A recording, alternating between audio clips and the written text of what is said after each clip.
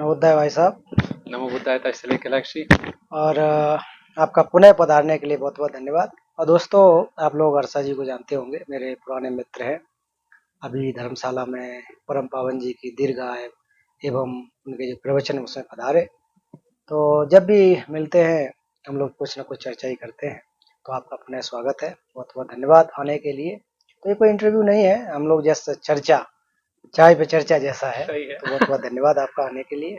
और कैलाश जी, पहले इस शुभ अवसर पर, अभी भाद्रपद पूर्णिमा है, तो इस शुभ अवसर पर मैं आपको पुत्र संतान या पुत्र लाभ का जो ये है, तो उसके लिए मैं आपको अभिनंदन देना चाहता धन्यवाद हूँ। धन्यवाद जी। आपके घर में एक शुभ समाचार है। एक नन्हा सा बालक पधारा है, जी 3 दिन प्रखर। जी। तो आपको और भाभी जी को मेरी तरफ से बहुत बहुत थैंक यू थैंक यू शुभकामनाएं थैंक यू और थैंक यू हार्दिक बधाई और थैंक यू अभिनंदन। Thank you. अभी प्रखर 5 महीना 5.5 महीने का हुआ है और इस महीने की 24 तारीख को 6 महीने का हो जाएगा। तो आप सबकी कामनाओं के लिए बहुत बहुत धन्यवाद। तो मैं आज चाह रहा था कि आप बहुत जगह गए हैं, कई जगह पर, पता अन्य परंपराओं में भी आपने देखा, आपका जीवन भी उससे रहा है। किसी दिन उस पर वही वार्ता करूंगा कि वो आपके अवश्य। पूरा है ना। आज दूसरा विषय है। तो जैसे कि भारत में बौद्ध धर्म भगवान बुद्ध के द्वारा स्थापित हुआ, सब जानते हैं। बहुत अच्छी तरह से फला फूला, समय समय पर राजाओं ने मदद की और आज भी वो देखने को मिलता है। तो अतीत उसका उस प्रकार से रहा, बीच में उसमें कमी आई, कमी होने के बाद फिर आज के समय में जो स्थिति है, तो अतीत वर्तमान। तो आने वाले समय में बौद्ध धर्म की दशा और दिशा भारत में किस प्रकार से हो सकती है, कैसी होगी। तो ये तो भारत के परिप्रेक्ष्य में, तो थोड़ा सा और बढ़ सकते हैं हम लोग। तो वैश्विक लेवल पर ये क्या क्या इम्पैक्ट छोड़ सकता है। देखिए कैलाश जी, मैं मानता हूँ ये एक बहुत महत्वपूर्ण प्रश्न आपने उठाया है। और ये बहुत आलोचन करने का सबको आवश्यकता है इस पे, क्योंकि कहीं ना कहीं मैं मानता हूँ कि भारत जो हमारी एक सभ्यता है या नागरिकता है, इसका भाग्य बौद्ध धर्म से जुड़ा है कहीं ना कहीं। क्योंकि आज भारत, सभी क्या कह रहे हैं आप, सभी परंपराओं का बात? नहीं, बौद्ध परंपरा बौद्ध, से ये देश का, ये नागरिकता का भाग्य जुड़ा है। ओके। जैसे जैसे हम भारत देश बोलते हैं या ये नागरिकता है, सभ्यता है, ये सबका, ये जम्बू द्वीप का सबसे अच्छा भाग्य जो है, वो कहीं ना कहीं बौद्ध परंपरा से जुड़ा है। क्योंकि भारत का पूरे विश्व में एक तरीके से महत्वपूर्ण बनना और उसका एक छवि बनना और उसका एक क्या है, सब देशों के ऊपर उसका एक प्रभावशाली ये होना बौद्ध धर्म से जुड़ा है। जैसे देखा जाए तो सम्राट अशोक ने बौद्ध धर्म अपना लिया, उसके बाद सम्राट कनिष्क थे। तो कहीं ना कहीं ये पूरा पश्चिमी एशिया से लेके पूर्वी एशिया तक, ईरान, अफगानिस्तान, आज का पाकिस्तान से लेके Tibet, China, Mongolia, Korea, Japan और साउथ ईस्ट एशिया तो है ही, पूरा म्यांमार, थाईलैंड, श्रीलंका इत्यादि, वियतनाम इत्यादि। तो एक विचारधारा जो इस भूमि में जन्म लिया, वो इतना प्रभावशाली था और इतना वो लाभदायक था कि उसको सारे देशों ने अपना लिया। जो भी उसके संपर्क में आए, वो वाकई, जैसे भगवान बुद्ध बोलते हैं ना, बहुजन हिता या बहुजन सुखा या लोकानुकंपाया। तो इसका जो एक महत्व है, हम तो इसमें पढ़ने को मिलता है हमें ऐतिहासिक किताबों में, ऐसा हुआ करके। लेकिन आज के परिप्रेक्ष्य में देखा जाए तो भारत का समाज जो है, इसको सिर्फ इतिहास या आर्कियोलॉजिकल सभ्यता के तौर पे जानता है। इसका आचरण और विचारधारा का समझ आज भारत में ऑलमोस्ट लुप्त हो गया है और कम है।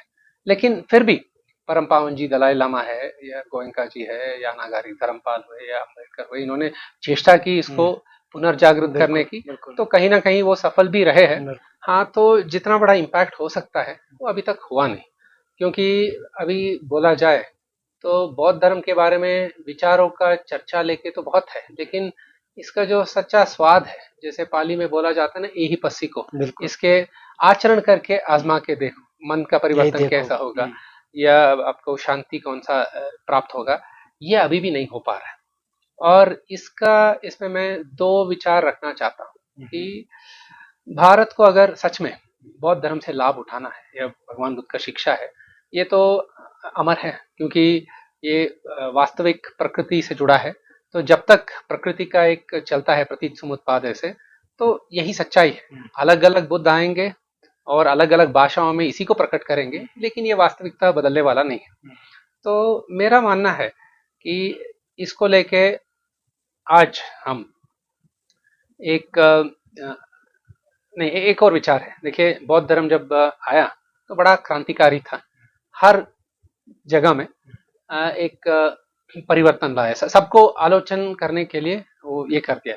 तो सारा जितने परंपरा थे भारत के, सब ज्ञान परंपरा थे, लेकिन सब में अपना अपना एक तरीका था, अपना अपना एक मार्ग था। बिल्कुल। वो सब में कुछ नया और एक नवीन चीज भगवान बुद्ध का योगदान था, प्रतीक समुत्पादय का जो है, द्वादश निदान का जो है। तो सबको सोचने पे ये मजबूर कर दिया कि भाई ये नया चीज क्या है करके। तो सबको एक तरह से प्रेरित भी किया और उत्तेजित भी किया। उत्तेजित भी किया। क्योंकि क्या है कि इतने सालों से ये हमारी परंपरा चल रहा है, इसमें जो नहीं है ये इसमें कैसे आ गया, ठीक है। तो प्रेरित इसलिए किया कि भाई इसमें बहुत सारे अच्छे अच्छे ये गुण हैं, तो इसको हम भी आजमा लेते हैं। तो जैसे आप जानते हैं कि पशु का एक बलि का एक परंपरा था, प्रथा था ऋग्वैदिक परंपरा में, इसे अश्वमेध याग, नरमेध याग, क्या गोमेध याग, जैसे कुछ तो किया जाता था। लेकिन ये सारा चीज जो है बाद में चेंज हो गया, ठीक है। जैसे जैन परंपरा और बौद्ध श्रमण परंपरा से प्रभावित होके बहुत सुधार आया और समाज में बहुत परिवर्तन आया। तो मेरा मानना है कि अभी के दौर में भी भारत को अपना क्या है, आने वाला भविष्य बनाना है, तो वर्तमान में कुछ नया क्रांति लाना पड़ेंगे। और भविष्य के लिए आपको आपके अतीत में जाके जो सच्चा धर्म है उसको पुनर्जागृत करना पड़ेगा। तो पुनर्जागृत कैसे किया जाए? मैं सोचता हूँ कि इसके दो रास्ते हैं। एक है आपका शिक्षा, क्योंकि भगवान बुद्ध का जो भी है शिक्षा से ही जुड़ा है। और मैं इससे एक और चीज अभी प्रभावित हुआ, आपने भी अनुवाद किया इसको परम पावन जी का प्रवचन में, कि 21वीं शताब्दी के बुद्धिस्ट कौन है। तो आपने अच्छा सा बोला कि गुरुजी ने बोला था कि 21वीं शताब्दी जो है प्रज्ञावान का है, तो जो बौद्ध धर्म को प्रज्ञा के माध्यम से समझते हैं, तो वही 21st सेंचुरी बुद्धिस्ट होते हैं करके।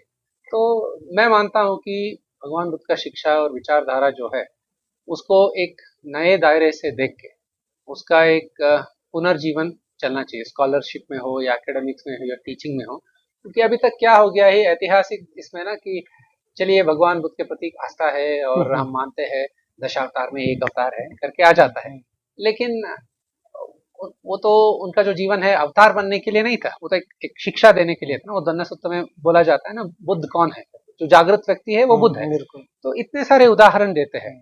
तो मेरा मान्यता है कि शिक्षा को लेके भारत में एक बड़ा सा चेंज आना पड़ेगा। और भगवान बुद्ध का जो शिक्षा है वो तो हमेशा रेलेवेंट है, जहां जहां गया है प्रभावशाली हुआ है। तो अभी जैसे तिब्बत की परंपरा है, तो भारत को भी अभी पुनर्जागृत करने के लिए उनसे प्रेरणा लेना पड़ेगा। और दूसरा है कि जैसे आप तीर्थ यात्रा, जागरण कौन करे? ये तो दायित्व बनता है आप जैसे लोगों का, हमारा भी कुछ योगदान होगा। बात यही आ जाती है कि ये बहुत मैं सुनता हूँ कि करना चाहिए। आखिर कौन, या गवर्नमेंट लेवल पे हो या प्राइवेट लेवल पे हो, क्योंकि भारत में जब इस तरह की बातें करते हैं ना, तो आपको धर्म निरपेक्ष की बात आ जाती है। तो सरकार तो ऑब्वियसली नहीं करेगी जागरण करने के लिए। भले ही ये साइंटिफिक है, सारा कुछ है, दुनिया मानती है, लेकिन सरकार तो नहीं करेगी। सही बात, जैसा कि ये है। तो आखिर को कौन? मेरे ख्याल से क्या है कि बहुत सारे लोगों को इससे लाभ मिला है, तो प्रेरणा लेके हमें एक इंडिविजुअल लेवल पे ही काम शुरू करना है। क्योंकि आप देखिए परम पावन जी आए तिब्बत से शरणार्थी बन के, उनका जो उधर सभ्यता था उसको तो वहाँ उस परंपरा तोड़ रहा था, ध्वस्त कर रहा था। लेकिन इधर आके वो अपना इच्छा शक्ति और मनोकामना को रख के और उसका आचरण करके बौद्ध धर्म का, उधर जो जो मोनेस्ट्रीज पे अटैक हुआ, जो जो उधर नष्ट हुआ, उनका पुनर् इधर सृष्टि किया उन्होंने। जैसे कर्नाटक में मेरे ही प्रांत में जो देनसा सुम्बना ड्रेपुंगा देन, तो ये एक अच्छा उदाहरण है। क्योंकि भारत में क्या है कि पार्टीशन के बाद तो थोड़ा जमीन गया, छोड़िए, जैसे वो तक्षशिला गया या जो भी है, लेकिन अभी भी भगवान बुद्ध का जहाँ पे जीवन शैली का ये चला है अभी भी हमारे पास बिल्कुल है, ठीक है। 90% तो कही सकते 90% है।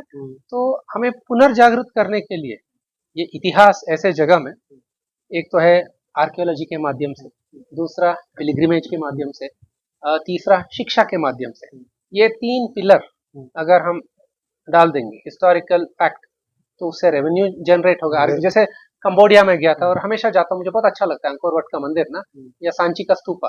तो इसमें क्या है कि एक ऐतिहासिक साइट है, वहां पे एक ऊर्जा है।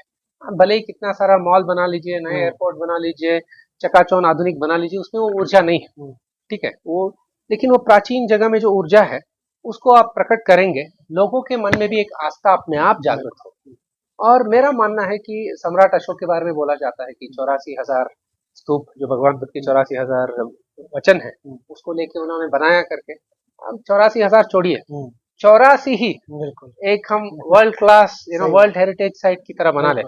आपका गांव जो है, मैं हमेशा सोचता हूँ कि संकीसा कहाँ है भाई, सुनने में आता है लवाब डुचेन को देखे भगवान उधर आए थे करके, लेकिन जब आप दिखाए, अभी तो दिखता है कि पूरा क्या है, कुछ है नहीं उधर, खेती है, खंडर जैसा है करके, लेकिन भारत का इतिहास ऐसा है ना कि आप खुदाई करते जाएंगे जाएंगे जाएंगे, बहुत गहरे इसमें आपको बहुत अनमोल चीजें प्राप्त होंगी। तो इसलिए मेरा मान्यता है कि सम्राट अशोक के लेखन में हो गए या ह्वेनसांग के लेखन में हो गए, जितने सारे जगहों का एक नामांकन है, तो उसको आप लेके आर्कियोलॉजिकली डेवलप करेंगे तो भाई भारत वापस में एक बहुत भव्य करेंगे तब ना, बात ये करेंगे तब ना। देखिए ये तो है, आपने बिल्कुल सही कहा। ये सबसे बड़ा, अगर मुझे भी दुख होता तो इसी बात का, 84,000 की बात होती है, फिर कहे 84, इतनी ज्यादा कैपेसिटी, इतनी ज्यादा क्षमता है, तो जैसा तैसा पड़ा हुआ। आर्कोलॉजिकल का भी वही हाल है। तो अगर हम लोग तो ये कहने तक के लिए राजी हुए कि ये जगह को जो बौद्ध लोग हैं उनको दे दो, हम लोग खोद लेंगे, जो चीज निकलेंगे आपको दे देंगे। सच बता रहा हूँ कि हम लोग खोद लेंगे, जो निकलेगा आपको दे देंगे, सरकारी पैसा नहीं खर्च करना पड़ेगा। लेकिन उसमें भी नहीं कर सकते क्योंकि आर्कोलॉजी का गवर्नमेंट का अपना एक फंडा होता है। तो ऐसे अगर देख रहे तो ये सब चीजें मुझे नहीं लग रहा है कि, इस बात की बड़ी हताशा भी लगती है। सही बात है। विश्व गुरु देश या फिर जो धरोहर, जो चीजें थी वो जमीन दोष हो गई और दबाई जा रही और मिट्टी डाली जा रही। तो खैर एनीवे, ये तो सरकार का एक तरीका है, करने का होता है, कैसे करें क्या नहीं। लेकिन जैसे वैसे मैं हूँ, आपने भी देखा कि मैं बचपन में देखता था कि काफी ऊंचा टीला होता था, धीरे धीरे जमी दोष हो गया, कोई ईंट उखाड़ के ले जा रहा है, कोई कुछ ले जा रहा है, कुछ मिट्टी ले जा रहा है। तो सारी की सारी बुरे दुर्दशा है बुद्ध से।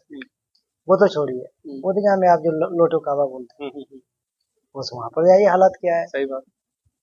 सच कहूँ तो मैं रियली में बता रहा हूँ, बुद्धिस्ट होने के नाते भी वहां पर इच्छा नहीं होती कि जूता पहन के वो तो उतार के चले, इतना गंदगी कर रखा है ना। तो इस सब चीजों को आप सही कह रहे हैं कि इनको अगर रख रखाव कर दे तो सारा कुछ आएगा, लेकिन बहुत बदल जाएगा, बहुत बुरे हाल है। खैर ये तो उम्मीद कर सकते हैं हम लोग, बस बस आशा करेंगे फ्यूचर की जब बात हो रही।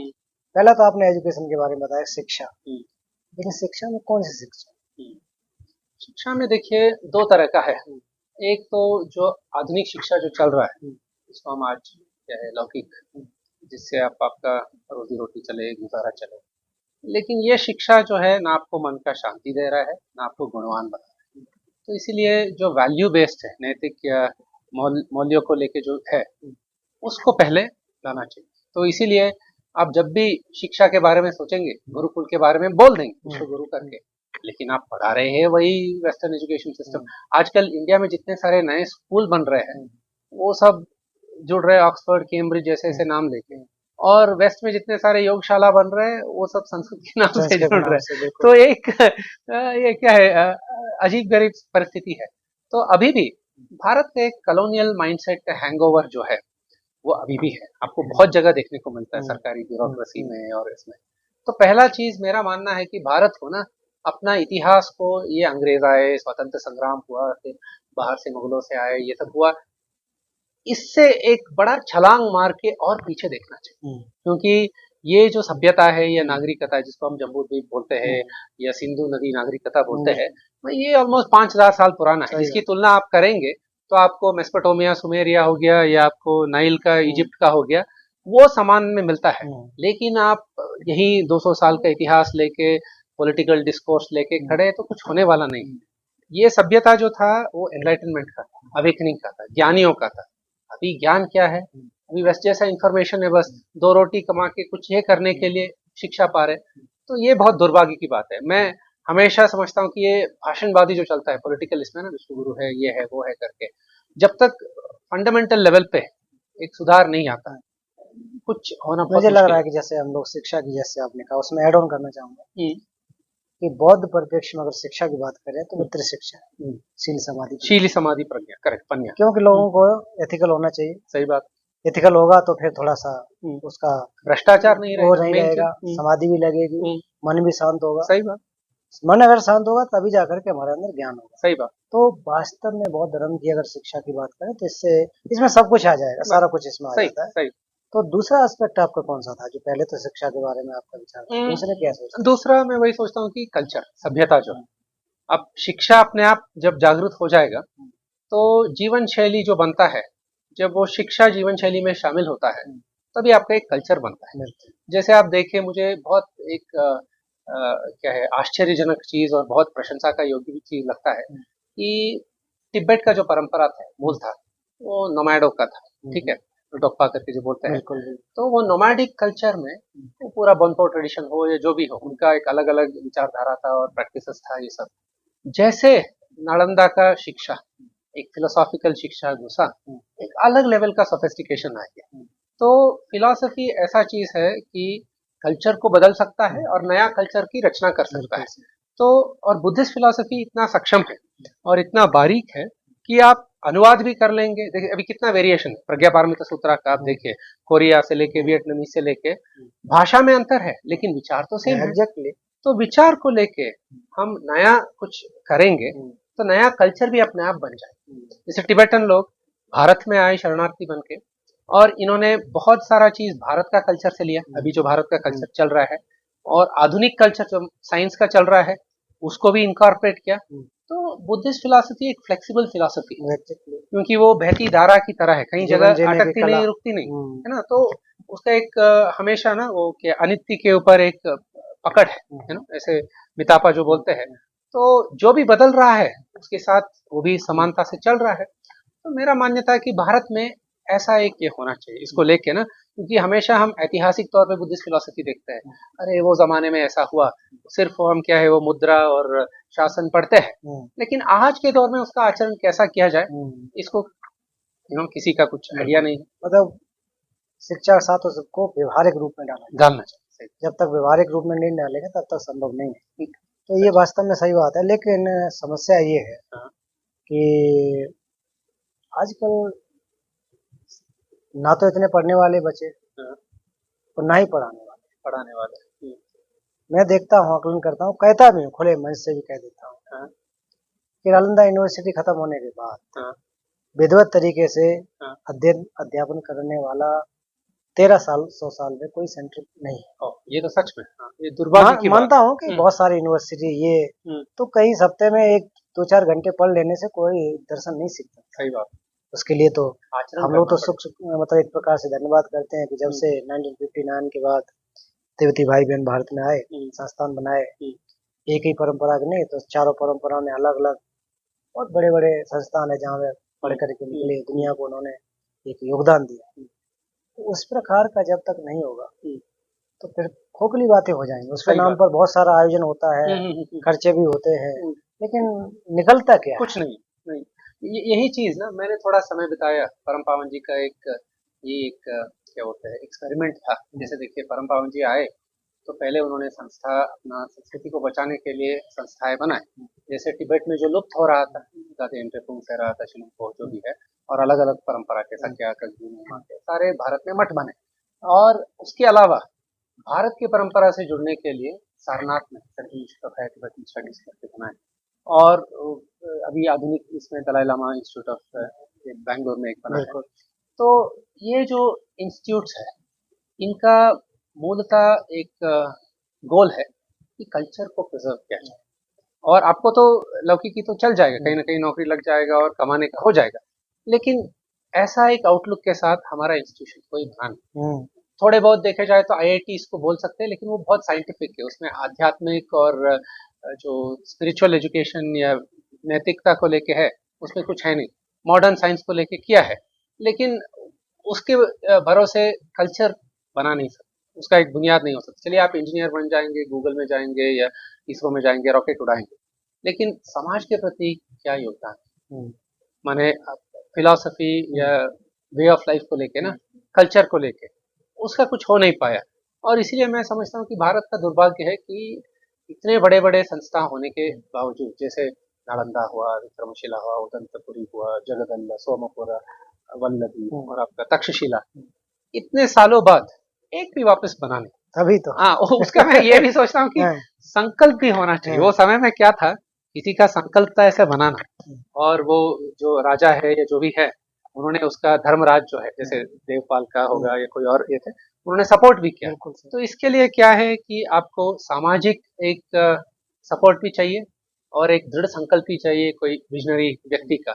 अभी संकल्प होता है तो सपोर्ट नहीं, सपोर्ट है तो गलत संकल्प है। तो ये वाला एक बात। तो ये आप अच्छा विचार उठाए कि मैं कभी कभी सोचता हूँ कि तिब्बत का जो शरणार्थी बंधु और भगिनी हैं, जो भाई और बहन हमारे यहाँ आए हैं और पिछले 60 साल से इधर रह रहे हैं, भारत को एक मिसाल दे रहे हैं, एक उदाहरण दे रहे हैं कि भाई देखो, हमारा देश चला गया, आपका तो अभी भी देश है, जो बचा कुचा देश है अभी भी है, हमारा देश चला गया, लेकिन कहीं और हम शरणार्थी होके अपने मन में एक इच्छा शक्ति और अपना एक कल्चर का जो है, सभ्यता का एक पावर से उसको पुनर्जागृत कर रहे हैं। हमारा तो वैसा देखा जाए तो बहुत लंबा इतिहास है, 5000 साल का है। उनका तो वैसे देखा जाए तो 7वीं शताब्दी से शुरू होता है। तो भारत भी इससे प्रेरणा लेगा तो बहुत कुछ कर सकता है। लेकिन मुझे लगता है कि हम गलत दिशा में देख रहे हैं, वेस्ट की तरफ देख के। आधुनिकता तो अपने तौर पे तो ठीक है, जीवन को सरल बनाएगा, लेकिन क्या वो मनुष्य को अंतर्मुखी करेगा या सिर्फ बाहर चीजों से आकर्षित करेगा? ये सोचने वाली बात। अभी तो बुद्धिज्म तो अंदर झांकने की बात करता सच है ना। तो कहते हैं ना कि बौद्ध दर्शन का या बौद्ध धर्म का जो फाइनल गोल है, निर्वाण को प्राप्त करना। सही। वो समाज के प्रति उन्मुख नहीं है कि समाज को सुधार दे। तो ठीक है, व्यक्तिगत लेवल है ना, अगर आदमी व्यक्तिगत लेवल पर अभ्यास करेगा तो 1 से 2, 2 से 4, तो वो तो समाज में परिवर्तन आ ही जाए। लेकिन पहला टारगेट तो भगवान बुद्ध का नहीं था कि मैं आकर के सबको समाज को सुधार दूं और वैसा हो जाए। तो वैसा नहीं है, वो तो पर्सनल लेवल पर जो इंटरेस्ट इसका है वैसा है। खैर ये बातें है कि अगर ऐसा हो तो उसमें बाकी सरकार से तो मुझे तो नहीं लगता कुछ हो सकेगा। भारत का क्या है कि राजनीति अभी जो है ना, सिर्फ हम वही 200 साल अंग्रेजों से लड़े और स्वतंत्र प्राप्त किए करके, उसी से हम विचारों का स्वतंत्र अभी नहीं, विचारों को लेके हम अभी बंधे हुए हैं और यही चीजों से बंधे हुए कि हमारा इतिहास ये है 60-70 साल का हो गया है। अभी ये हम कभी भी अपने धरोहर को 5000 साल लेके नहीं जा रहे, क्योंकि हमारा इतिहास में ना हमेशा कहीं ना कहीं एक मोड़ आ जाता है जहाँ पे हम अटक जाते हैं। अगर तिब्बत का परंपरा देखिए, उनके इतिहास में कहीं भी बहुत बहुत चेंज हुआ है, लेकिन कहीं भी अटके नहीं। बिल्कुल। वो बोलते हैं कि सोनसांगाम्पो ने पहला ये किया, यारलुंग डायनेस्टी शुरू हुआ, फिर संबत्ता आए, उन्होंने भाषा का बोर्ड इसका स्क्रिप्ट बनाया, उसके बाद आपके त्रिसंग आए, कमलशिला और पद्म सभाशांत रक्षित आए, तो एकदम बह के जा रहा है। फिर गेलुपा संप्रदाय हुआ, फिर दलाई लामा हुए मंगोलिया का। तो भारत में क्या है कि इतिहास का प्रस्तुति में बहुत बड़ा गड़बड़ है, और जब तक हम अपने अतीत को एक सरलता और माने एक क्लैरिटी के साथ नहीं देख पाते ना, हम उसको बुनियाद लेके एक आने वाला एक अब तो वर्तमान भी सही नहीं रहेगा, आने वाला भविष्य का भी रचना नहीं हो पाए। तो भारत में मैं हमेशा महसूस करता हूँ, मैं कभी कभी श्रीलंका जाता हूँ, वियतनाम जाता हूँ, श्रीलंका में देखे भगवान बुद्ध का धर्म सम्राट अशोक के समय है, बीच में इतना बड़ा एलटीटी का ये हुआ, लड़ाई हुआ, सिविल वॉर, बहुत लोग मरे, लेकिन उससे जल्दी वो उभर के वापस आ गए, क्योंकि उसका इतिहास हमेशा जुड़ा है कि थेरो महिंदा आए और संगमित्ता आई और पूरा हमारा ये हुआ, राजा ऐसा था। फिर तो ऐसे ही आपको तिब्बत में देखने को मिलता है, भूटान में देखने को मिलता है, वियतनाम ऐसा देश है वियतनाम ने बड़े बड़े धुरंधर देश को परास्त किया, जैसे मंगोलिया ने इन्वेड किया, चाइना ने, अमेरिका ने, फ्रांस ने, जापान ने, जो भी अपने टाइम में इंपीरियल पावर थे, वियतनाम को ऑक्यूपाई करना चाहते थे, वियतनाम को उनको हरा दिया। तो जब इतिहास में ये क्लैरिटी रहेगा, कुछ कंफ्यूजन नहीं रहेगा ना, गड़बड़ हाँ, आप पता ही है आप इतिहास को अगर प्रस्तुत कर लेंगे तो आप आराम से जाके, अच्छा ठीक है भाई, ये तो माने, उसमें मैं ये नहीं कह रहा हूँ कि कुछ तोड़ मरोड़िए, कि वास्तविकता से देखिए कि कभी कभी कोई नागरिकता ऊपर उठता है, उसके कारण केस में वो गिर जाता है, फिर तो आपको चेतना मिलेगा कि भाई वो उठा क्यों, गिरा क्यों, और हम अपने आप को पुनर्जीवित कैसे कर सकते हैं। आप गलत धारणाएं और गलत इतिहास को लेके ना नया कुछ कर नहीं पाते। तो भारत का सबसे बड़ा ये मुझे लगता है कि इतिहास से बहुत चीज जुड़ा है, और बौद्ध इतिहास से, इसलिए बौद्ध इतिहास का भी जब भी कुछ अलग सा एक नया विचार आता है और थोड़ा प्रज्ञा जगता है, कहीं ना कहीं इतिहास में जाके अटक जाता है। जैसे आप भी पिछले लगभग 2 दशकों से भारत में भी अगर देखा जाए तो लोगों में एक एक जागरण तो हुआ ही है। अवश्य हुआ, है ना? ये तो हाँ, वो तो परम पावन जी का बड़ा योगदान है, दलाई लामा जी का बड़ा योगदान। और मैं समझता हूँ कि जितना दुख का परिभाषा लोगों को समझ में आता है, तो उतना ही उनका मन बौद्ध धर्म के प्रति आकर्षित होता है। इसीलिए भारत ऐसे मकाम में खड़ा है कि अगर वो सच्चे इससे देखे तो बहुत दुख है, बहुत पीड़ा है, इतिहास को लेके। तो लेकिन ये दुख को अपना के इसका धर्म के माध्यम से इसका कुछ ऐसे दुख का समुदाय निरोधा मार्ग ढूंढे तो एक नया मार्ग निकल के आता है। लेकिन क्या है कि ये दुख को पहले अपनाना पड़ेगा। तो दुख को जानो, अपनाना मतलब भगवान बुद्ध का पहला जो है कि पहले दुख को जानो, दुख को जानोगे तो फिर उसके बाद कार्ड भी समझ में आएगा, फिर उसका रास्ता भी पता लगेगा, तो तरीका भी बताया। तो इसीलिए जितने सारे देश है, जैसे आप देखेंगे ना, भगवान बुद्ध का जो धर्म अपना लिया, उनका एक कल्याण हो गया। भारत में शुरुआत हुआ और दुर्भाग्य की बात है कि ये लुप्त हो गया। मैं तो हमेशा वही सोचता हूँ कि भारत का भी कुछ ऐसा कर्म हुआ होगा, जो कि पति समुत्पाद से देखा जाए ना, ऐसा कुछ कर्म है कि इतना एक समय में सब कुछ था, फिर लुप्त हो गया। तो फिर वो जब विचार आता है तो मन में आपको ये भी आता है, भगवान बुद्ध का वाणी है, सब्बे संखारा अनिच्चा, बिल्कुल, तो आपको लगता है कि भाई ये भी होना था। लेकिन इसी में हमें प्रेरणा लेके ना वापस, मैं हमेशा अपना टिबेटन मित्रों को और टिबेटन कम्युनिटी को देखता हूँ, मुझे हमेशा प्रेरणा लगता है कि भाई इतना छोटे लोग हैं, इनका जो जनसंख्या भी है कम है, लेकिन उसमें स्पिरिचुअल पावर कितना है ना, बहुत ज्यादा है। और हमारा देश है 150 करोड़ का है, और सब में ऐसा एक अच्छा सा एक जागृत हो गया। अब 50 करोड़ भी मान के चलिए, इतना पावरफुल है, सोचने वाली बात है। बहुत बहुत धन्यवाद। और वाकई ये सोचने का विषय है, और ये तभी संभव होगा कि इसको एक इस तरह से न देखें।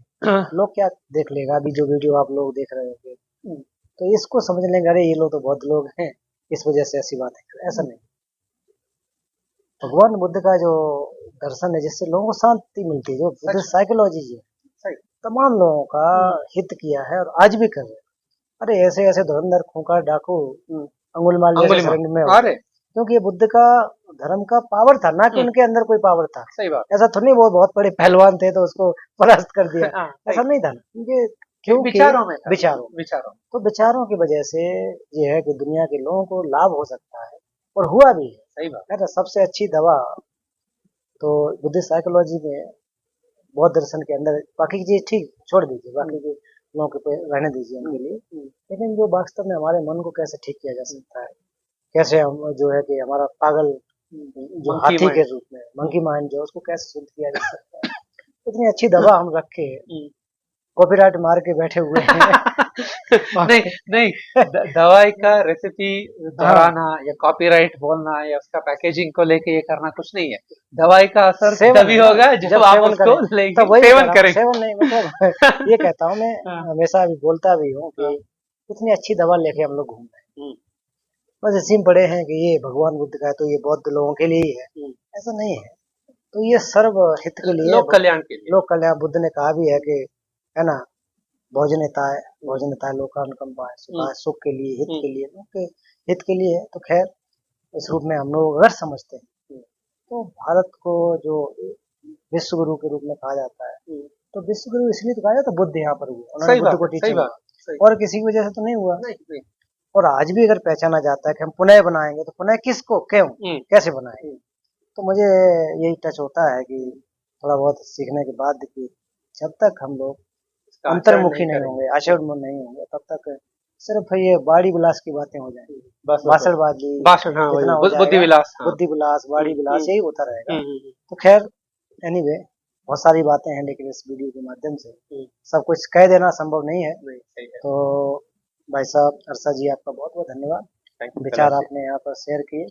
जरूर नहीं है कि आप लोग सहमत हो जाएं, ये हम लोग के अपने विचार हैं, न कहीं लोगों से, गुरुओं से सीखने के बाद सही ये बात आते हैं, जो परफेक्ट हम देख सकते हैं, समझ सकते हैं।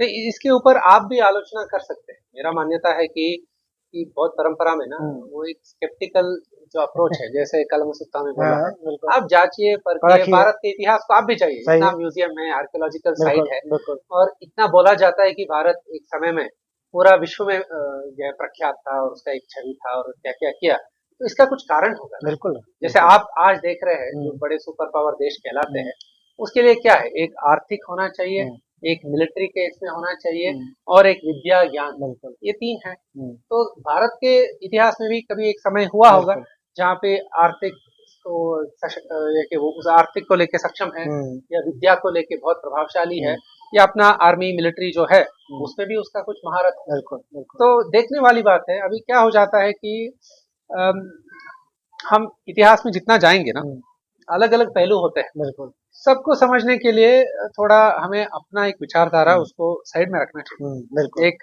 न्यूट्रलिटी के साथ, या एक माने सिर्फ आप ना प्रेक्षक की तरह देख के, तटस्थ होकर, हाँ, तटस्थ भावना से आप देखेंगे, अनबायस्ड तरीके से। अनबायस्ड, बिल्कुल। क्योंकि उसका मतलब है कि आप जितना गहराई में जाएंगे, आपकी अभी की जो धारणा है उसको आपको छोड़ना भी पड़ेगा। यही तो कहते हैं कि साइंटिफिक साइंटिफिक ठीक है, रिसर्च कर रहे हैं, कोई फाइनल नतीजे तक ना आए तब तक करते रहे। तो और उसका एक प्रतीत समुत्पाद है, अच्छा सा होना चाहिए, कहीं भी उसको आप कहीं तोड़ के कुछ ही, क्योंकि ऐसे होता है ना, इतिहास में खोज कर रहे हैं तो कुछ मिलता नहीं तो कुछ और जोड़ लेंगे, या कुछ ये है तो उसको निकाल लेंगे। ऐसा नहीं होना चाहिए। ऐसा होने से ज्ञान के मार्ग पे क्या होता है, एक क्लेश आ जाता है, एक प्यूरिटी उसका चला जाता है। जी जी जी।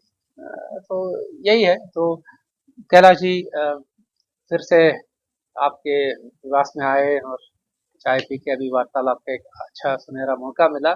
और मैं यही बोलना चाहता हूँ, मैं आपका रील्स और आपका छोटे छोटे वीडियो और आप जो ये करते हैं उसको फॉलो करता हूँ, तो बहुत अच्छा है, बहुत प्रेरणा देता है, और आप भी अपने तरीके से लोगों को जागरूक करने का एक प्रयास कर रहे हैं। और मेरी बहुत शुभकामनाएं और प्रार्थना है कि आप इसमें आगे बढ़ते रहे, और आपका जो भी कार्य है संपन्न हो और सफल होगा। थैंक यू, बहुत बहुत धन्यवाद, बहुत बहुत धन्यवाद आने के लिए।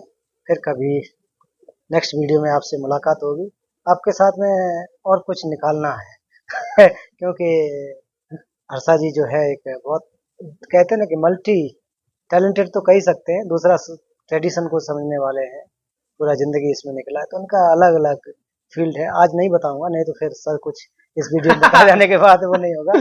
ठीक है, फिर अब यहाँ पर हम समाप्त करते, कुछ कहना चाहेंगे? थैंक यू, बहुत बहुत धन्यवाद सभी का। नमो बुद्धाय।